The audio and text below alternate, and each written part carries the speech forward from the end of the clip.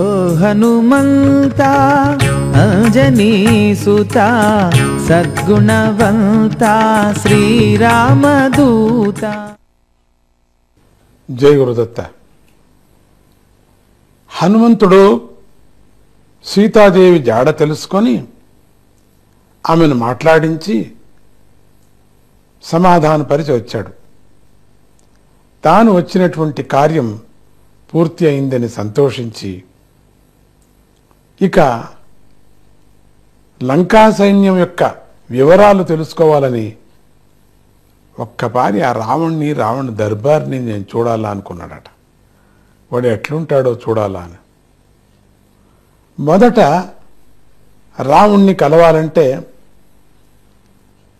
తాను సైన్యానికి కట్టుబడాలని నిర్ణయించుకున్నాడు.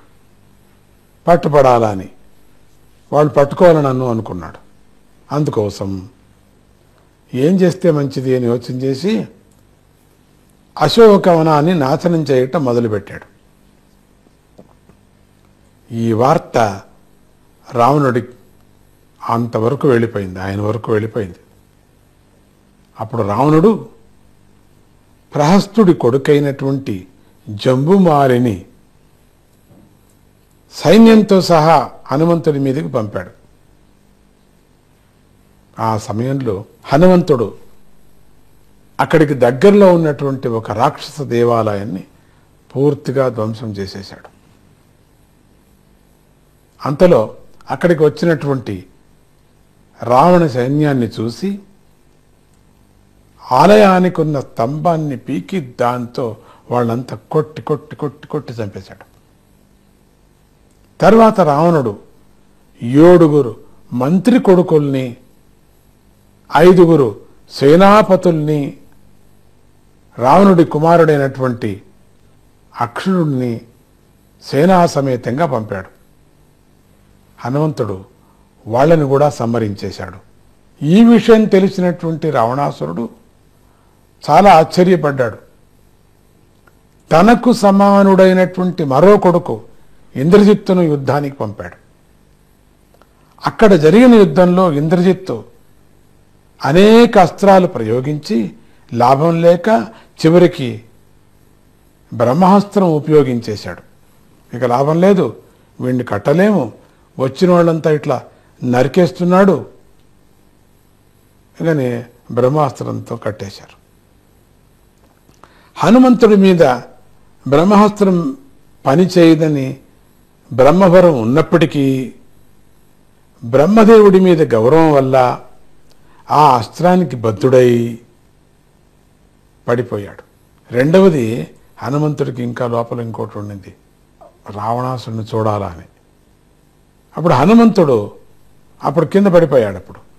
అప్పుడు రాక్షసులంతా హనుమంతుడిని తాళ్లతో కట్టి, ఎప్పుడు బ్రహ్మాస్త్రంతో కింద పడ్డాడో మళ్ళీ తాళ్లతో కట్టకూడదు. తాళ్లతో కట్టారంటే అప్పటికప్పుడే అది ఇంక పోతుంది, అది కూడా బ్రహ్మాస్త్రం మహిమ పోతుంది, అది దానికి అవమానమైనట్టు కదా. కానీ వీళ్ళకి తెలియదు. ఆయన తాళ్లతో కట్టారు.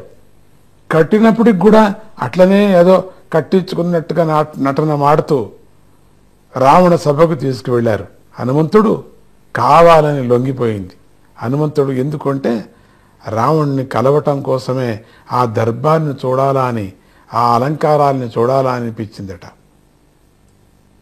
తీరా అక్కడికి వెళ్ళి సభలో ఉగ్రంగా ఉన్నటువంటి రావణాసుడిని చూసేసరికి హనుమంతుడికి కొంచెం భయం కూడా వేసింది. విచిత్రంగా ఉన్నాడు, భయంకరమైన ఆ రావణాసుడి యొక్క ఆకారమే అటువంటిది. హనుమంతుడే భయపడ్డాడంటే ఇంకే రూపం ఉండదు చూసుకోండి. మెల్లగా ధైర్యం తెచ్చుకొని తాను సుగ్రీవుడి మంత్రిని, రామదూతని పరిచయం చేసుకున్నాడు. తరువాత రామలక్ష్మణుల పరాక్రమాన్ని కూడా వివరించాడు. సీతాదేవిని రాముడికి అప్పగించమని రావణుడికి హితోపదేశం కూడా చేశాడు.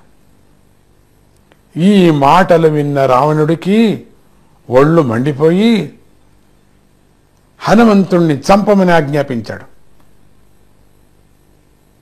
అప్పుడు విభీషణుడు ఏం చెప్తున్నాడో మనం చూస్తామా? జై గురుదత్త, శ్రీ గురుదత్త.